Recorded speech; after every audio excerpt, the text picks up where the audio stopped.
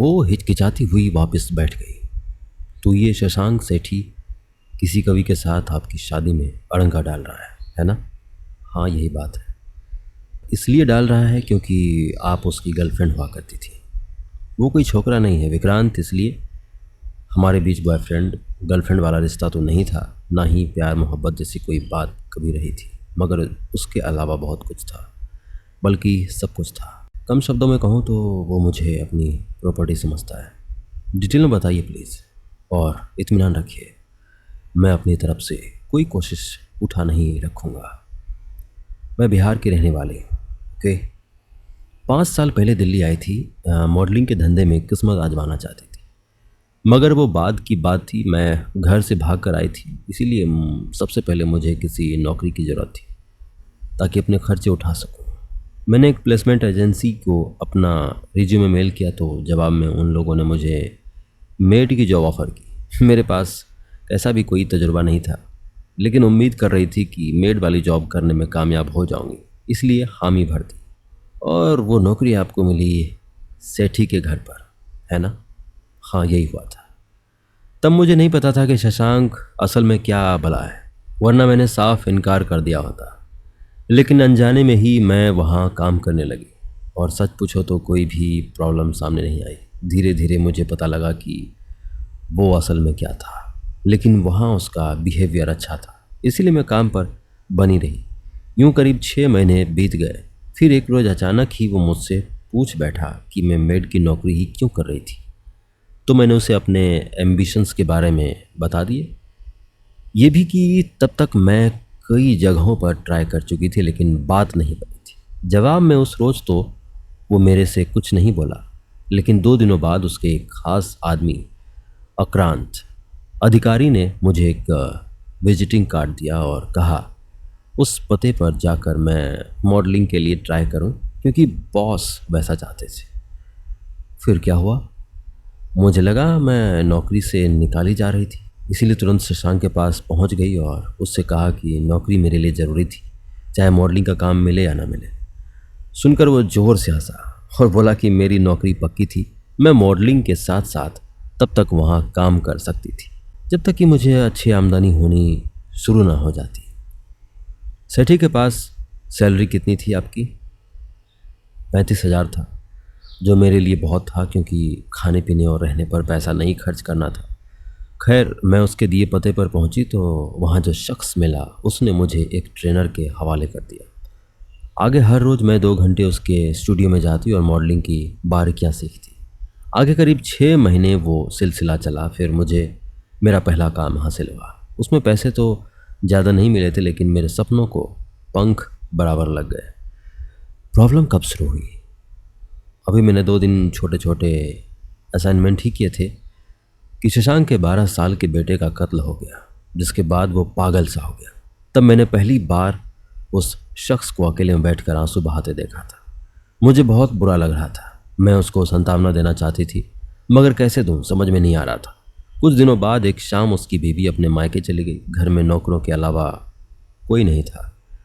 उसने आवाज़ लगाई तो मैं उसके कमरे में पहुंची। तब उसने कहा कि किसी नौकर को उसके लिए कोल्ड ड्रिंक लाने को बोल दो। सुनकर मैं खुद उसके लिए कोल्ड ड्रिंक बना लाई। तब उसने मुझे अपने सामने बैठने को कहा और ड्रिंक करते हुए अपने बेटे की बातें करने लगा। करते करते अचानक ही रो पड़ा। तो मैंने पहली बार उसे सांत्वना देने की कोशिश की। बस वो कोशिश ही तमाम मुसीबतों की जड़ बन गई। पहले तो वो मुझसे लिपटकर बहुत देर तक रोता रहा, फिर अचानक ही उसके हाथ मेरे शरीर पर इधर उधर फिसलने लगे।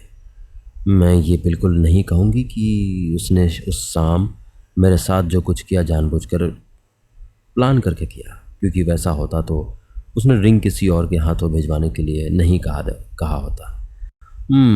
मतलब सब कुछ सहज ढंग से होता चला गया। नहीं, इतना सहज नहीं था। मुझे जब वो बहकता दिखाई दिया तो खुद को उससे दूर करने की कोशिश, मगर उसने नहीं छोड़ा। उसकी हरकतें ज्यों की त्यों चलती रही। फिर जल्दी ही मैं उसके रंग में रंग गई, इसीलिए भी क्योंकि वो मेरे लिए उस तरह का पहला स्पर्श था। नतीजा ये हुआ कि हम दोनों के बीच रिलेशन बन गए, और एक बार जब वैसा हो गया तो आगे गाहे बगाहे चलता रहा। जबकि घर में उसकी बीवी भी होती थी। हाँ, लेकिन उसके सामने हम दोनों एक दूसरे को नज़र उठाकर देखते तक नहीं थे। जब उसका मेरे साथ वक्त बिताने का दिल होता तो मुझे लेकर गुड़गांव निकल जाता था, जहाँ एक मल्टी स्टोरी बिल्डिंग में उसका ऑफिस है। एक ऑफिस दिल्ली में भी है, मगर वहाँ मुझे लेकर कभी नहीं गया, क्योंकि अपनी बीवी का बहुत खौफ खाता है, जो कि सुना है किसी एमपी की बेटी है। बीवी से सच में डरता है वो। बीवी से सच में डरता है वो। मुझे तो यही लगता है। एनीवे, आगे क्या हुआ? हमारे बीच सब ठीक चल रहा था। शशांक के कारण जल्दी ही मुझे बेहतर काम मिलने शुरू हो गए। मॉडलिंग से अच्छी कमाई करने लगी मैं, और 3 सालों बाद मालवीय नगर में अपना खुद का घर भी खरीदने में कामयाब हो गई, जहाँ आजकल मैं रहती हूँ। ठीक है, अब ज़रा कवि के बारे में बताइए। कौन है वो? मेरा मतलब है, क्या करता है? हम दोनों एक ही धंधे में हैं। हमारी पहली मुलाकात एक पार्टी में हुई थी। वहीं से हमारे बीच बातचीत की शुरुआत हुई। पहले हम दोस्त बने, फिर वो मेरा बॉयफ्रेंड बन गया, और 2 महीने पहले हमने मंगनी भी कर ली। बस शादी करना बाकी है, जिसमें देरी मेरी तरफ से हो रही है, ना कि कभी की तरफ से। मतलब आप सेठी की मुलाजमत छोड़ चुकी हैं? वो तो तभी छोड़ दी थी जब मैंने अपना घर खरीदा, और वो काम मैंने उससे पूछ कर ही किया था। उसने कोई आपत्ति नहीं जताई, बल्कि घर खरीदने में मेरी मदद भी की थी। कैसी मदद? घर की कीमत 1.5 करोड़ थी। मेरे पास बस 90 लाख थे। बाकी के लिए मैं लोन ट्राई कर रही थी कि उसने खुद ऑफ़र दे दिया। मतलब 60 लाख रुपये उससे हासिल हुए थे मुझे, जो कि बाद में मैंने चुकता कर दिए। मेरे लिए बहुत हैरानी की बात है मैडम कि कुछ ही सालों में आपने 1.5 करोड़ रुपये कमा लिए। बल्कि कमाया उससे कहीं ज़्यादा होगा, क्योंकि खर्चे भी तो उसी हिसाब से बढ़ गए हों। हाँ, बहुत कमाया मैंने, अभी भी कमा रही हूँ, और मुझे ये कहने में ज़रा भी हिचक नहीं हो रही है कि सब कुछ शशांक की बदौलत ही पॉसिबल हो पाया था। मेरा काम भले ही लोगों को शुरू से पसंद आने लगा था, मगर बड़े बड़े कामों के लिए मुझे आगे करने में उसी का हाथ था। बहुत जान पहचान है उसकी, और ख़ास बात यह है कि कोई उसे ना नहीं कहना चाहता। सच पूछो तो बिना उसकी हेल्प के मैं हरगिज भी उस जगह नहीं पहुंच पाई होती जहां आज खड़ी हूँ। आप बात को यूँ समझिए कि एक एक्टर है जिसके पास टैलेंट है, मगर उसे कोई जानता नहीं। फिर एक नामी ग्रामी प्रोड्यूसर किसी के कहने पर उसे अपनी एक मेगा बजट मूवी में ब्रेक देता है, और मूवी हिट हो जाती है, जबकि वो अपने बूते पर उतना बड़ा काम हासिल नहीं कर सकता था, क्योंकि उसकी जान पहचान का दायरा सीमित था। बस मेरे साथ भी वही हुआ था। कुल मिलाकर देखा जाए मैडम, तो आप आज जो कुछ भी हैं उसमें शशांक सेठी का बहुत बड़ा हाथ रहा है ना? हाँ, ये बात मैं दिल से कबूल करती हूँ। और ऐसा आदमी आज आपका दुश्मन बना हुआ है, आपको धमकियाँ दे रहा है। अच्छा, ये बताइए, जब आपने उसके यहाँ काम करना बंद कर दिया, तो क्या आप दोनों के रिलेशन भी ख़त्म हो गए या आगे भी चलते रहे? नहीं, ख़त्म हो गए होते तो प्रॉब्लम ही क्या रहती। अंतर बस इतना आया था कि हम पहले जहाँ होटलों में उसके ऑफिस में मिला करते थे, अब मेरे घर पर मिलने लगे थे, मगर फ्रीक्वेंसी पहले से बहुत कम हो गई थी। महीने में 1 या 2 बार से ज़्यादा वो नहीं आता था, क्योंकि मैं बहुत बिजी रहती थी, और वो तो था ही बिजी आदमी। अगर ऐसा था मैडम, तो एक रिश्ता तोड़े बिना आपने दूसरा रिश्ता कैसे कायम कर लिया? मेरा मतलब है, जब आपके सेठी के साथ रिलेशन बदस्तूर जारी थे, तो आपने कभी को अपने करीब क्यों आने दिया? वो कब मेरे करीब आ गया मुझे पता ही नहीं लगा विक्रांत। लेकिन ये भी तो सोचो कि मैं जीवन भर सेठी की बनकर कैसे रह सकती थी।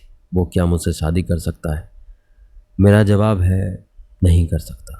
एक बार मैंने उससे चर्चा छेड़ी भी थी, तो उसने साफ कह दिया कि जितना हासिल था उसी से संतोष करो, ज़्यादा लालच करने की कोशिश ना करो। इसका क्या मतलब हुआ? मेरे ख्याल से वो सोचता था कि मैं उसकी दौलत के सदके ऐश करना चाहती हूँ।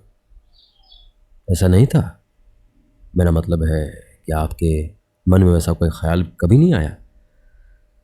उससे शादी का ख्याल तो कई बार आया, भले ही वो मुझसे उम्र में 10 साल बड़ा है, मगर उससे शादी करने के लिए खुद को मन ही मन तैयार कर चुकी थी, लेकिन ये तो कभी नहीं सोचा कि उससे शादी करके मेरी लाइफ सेट हो जाएगी। फिर जब कभी के साथ दोस्ती हुई तो आगे वैसा कोई ख्याल दिल में लाने का मतलब ही नहीं बनता था। फिर शशांक ने धीरे धीरे मुझसे मिलना जुलना भी कम कर दिया था, जिसका मतलब मैंने यही लगाया कि उसका मुझसे इंटरेस्ट कम होता जा रहा था। उसी वजह से मन में ये उम्मीद भी बन गई कि उसको मेरी शादी से कोई आपत्ति नहीं होगी। कभी उसे कभी के बारे में बताया था आपने? नाम नहीं बताया, बस इतना कहा कि मैं एक लड़के से शादी करना चाहती हूँ, और घुमा फिरा कर उसे ये समझाने की कोशिश की कि हमारा रिश्ता जैसे चल रहा था वैसे हमेशा चलता नहीं रह सकता। ये भी कहा कि अगर वो राज़ी हो जाए तो मुझे उससे शादी करने में कोई प्रॉब्लम नहीं थी, और नहीं था तो मुझे किसी और के साथ शादी करने की इजाज़त दे दे। जवाब में क्या सुनने को मिला? एक ऐसी बात जिसने मुझे भीतर तक हिला कर रख दिया, जिसकी मैं उससे ज़रा भी उम्मीद नहीं कर रही थी। मेरी निगाहों में तो उसने सहज ही हामी भर देनी थी, इसीलिए क्योंकि वो खुद शादीशुदा था। मगर वैसा नहीं हुआ। सच पूछो तो उसकी असली और भयानक चेहरा उस रोज़ पहली बार मेरे सामने आया था। ऐसा क्या क्या उसने? कहने लगा मैं उसकी प्रॉपर्टी थी, जिस पर सिर्फ और सिर्फ उसका हक था। कैसे कोई ऐरा गैरा उसकी संपत्ति हड़पने की सोच सकता था? नाक नहीं कट जाएगी उसकी? फिर भी सोचेगा तो लोग खोजते ही रह जाएंगे कि वो गया तो कहाँ गया। और आखिरी धमकी ये दी कि कोई मर्द अगर भूल से भी मेरे इर्द गिर्द दिखाई दे गया तो वो यही सोचेगा कि मैंने उसके कहे को नज़रअंदाज करके उससे रिश्ता जोड़ लिया था। साफ शब्दों में कहें तो किसी दूसरे मर्द से रिश्ता रखने या शादी करने की सूरत में उसने आपको और उस मर्द को जान से मार देने की धमकी दी थी, है ना? हाँ, उसके कहे का जो मतलब मेरी समझ में आया वो यही था। सुनकर मैं भीतर तक थर्रा उठी, क्योंकि 5 सालों में मैं एक बात तो बहुत अच्छे से समझ गई थी कि वो बहुत खतरनाक आदमी था। जो कह रहा था उसे करके भी दिखा सकता था। फिर क्या क्या आपने? मैंने उसकी मिन्नतें की, उसे समझाने की कोशिश की। मैं जीवन भर उसकी कीप बनकर नहीं रह सकती, इसलिए या तो वो खुद मुझसे शादी कर ले या फिर मुझे आज़ाद कर दे। असर हुआ? हाँ, बस इतना ही कि वो मुझ पर की गई अपनी इन्वेस्टमेंट गिनाने लगा, मेरी जात औकात बयान करने लगा। ये कहने लगा कि आज मुझे जो पर लगे थे वो उसकी वजह से लगे थे, और जो पर लगा कर किसी को उड़ाने का मौका दे सकता है वो पर काटने की भी हिम्मत कर रखता है। फिर मुझे गंदे गंदे उपनामों से संबोधित करने लगा, वैश्या, बाजारू, और भी जाने क्या क्या कह दिया। सुनकर मुझे गुस्सा आ गया और मैंने बिना सोचे समझे उससे ये बोल दिया कि अगर उसने मेरी ज़िंदगी में जहर घोलने की कोशिश की तो मैं सीधा पुलिस के पास पहुंच जाऊंगी और उन्हें उसके बारे में वो बातें बताऊंगी जिसकी अभी तक किसी को भनक तक नहीं है। कैसी बातें हैं? उसके धंधे के बारे में काफ़ी जानकारियां हैं मुझे, जैसे कि उसके गोदाम कहाँ कहाँ है, या किस गोदाम पर कौन सा गलत सामान कहाँ छिपा कर रखा है। ये भी कि ड्रग्स का धंधा उसका कौन सा आदमी देखता है, और हथियारों की डील कौन करता है। हथियार भी बेचता है वो? बिल्कुल बेचता है। ऐसा शायद ही कोई गलत धंधा हो जिसमें उसने अपने पाँव ना पसार रखे हों। मगर धंधा यूं करता है कि कल को अगर उसके गोदाम पर रेड पड़ भी जाए तो जेल बस उसका कोई आदमी जाएगा, ना कि खुद सेठ ही, क्योंकि किसी गोदाम या वहाँ काम करते आदमियों से उसका लिंक नहीं जोड़ा जा सकता। ऐसा क्यों कर संभव है पता नहीं, लेकिन हकीकत यही है। उसने खुद उस बारे में मुझे बताया था। एक बार तो किसी के कत्ल की बात भी कबूल की थी। कोई वर्मा वर्मा करके था, पूरा नाम मुझे याद नहीं है। ये अलग बात है कि मैं उसके खिलाफ जाने की हिम्मत अपने भीतर नहीं जुटा सकती। कोशिश भी करूंगी तो वो मुझे यूं गायब करेगा कि किसी को मेरी लाश तक की खबर नहीं लगेगी। फिर भी धमकी दे दी? हाँ, लेकिन गुस्से में आकर। सच पूछो तो वैसा करना मेरी बहुत बड़ी गलती थी। बोल चुकने के बाद मैं पछताई भी, मगर वक्त मेरे हाथ से निकल चुका था, इसलिए अपना कहा वापस नहीं ले सकती थी। धमकी सुनकर उसने क्या कहा? कहा नहीं किया जो जोर से 3-4 थप्पड़ मेरे गाल पर जड़े और फिर मेरे गर्दन थाम कर गला दबाता हुआ बोला कि मैं उसका नाखून भी नहीं उखाड़ सकती। उसे जेल भिजवाना तो दूर की बात है, खूब गालियां भी दी। तब आप दोनों थे कहाँ? मेरे घर पर। भीतर हम दोनों थे और बाहर उसके दोनों आदमी खड़े थे। फिर गाली दे देकर थक गया तो जबरन मुझ पर सवार हो गया। उस दिन दरिंदों की तरह पेश आया था वो मेरे साथ, जमकर नोचा खसोटा मुझे। फिर अपने मोबाइल में कुछ ऐसी तस्वीरें दिखाई जिनमें हम दोनों बिना कपड़ों के एक ही बेड पर लेटे हुए थे। वो तस्वीरें उसने मेरी नॉलेज में ही खींची थी, मगर मैं ये नहीं जानती थी कि उन्हें आज तक संभाल कर रखे होगा। दिखाने के बाद बोला कैसा लगेगा अगर मेरी शादी के बाद वो तस्वीरें मेरे पति तक पहुंच जाएं। सुनकर मेरे प्राण कांप गए, क्योंकि सच तो यही था कि मैं उसके और अपने संबंधों के बात सामने आने देना अफोर्ड नहीं कर सकती थी। इस तरह से देखो तो शशांक सेठी दोहरी मुसीबत है मेरे लिए। जिससे पीछा नहीं छोड़ा तो मैं जीवन में उसकी कीप बनकर ही रहने को मजबूर हो जाऊंगी। हमारी आज की कहानी में बस इतना ही।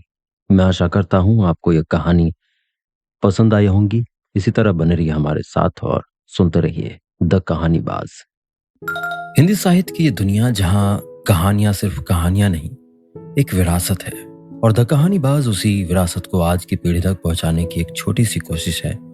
मैं ये सब आपके लिए दिल से करता हूं, लेकिन अगर आप चाहें तो इस सफर में मेरा थोड़ा सा साथ दे सकते हैं। आप स्क्रीन पर दिख रहे QR कोड को स्कैन करके मुझे छोटा सा डोनेशन भेज सकते हैं। चाहे कि एक कप जितना भी सहयोग मेरे लिए बहुत मायने रखता है। आपका हर योगदान मुझे और बेहतर कहानियां सुनाने का हौसला देता है। शुक्रिया दिल से।